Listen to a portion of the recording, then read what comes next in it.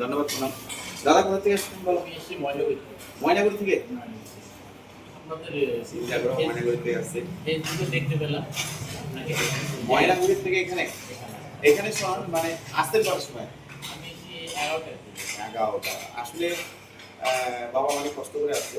আমি সকলকে একটু সকলে একটু শেয়ার করবেন। সবচেয়ে প্রথমে সকলে একটু শেয়ার করবেন। এই বাবা সকাল 11টা থেকে বসে আছে, কিন্তু আমার এখানকার ক্যাম্প হলো 3টা থেকে 5টা। Siliguri journalist club, Kanchenjunga stadium, 3টে থেকে 5টা, মাসের প্রথম মঙ্গলবার। সকলে একটু সময়সূচি শেয়ার করবেন।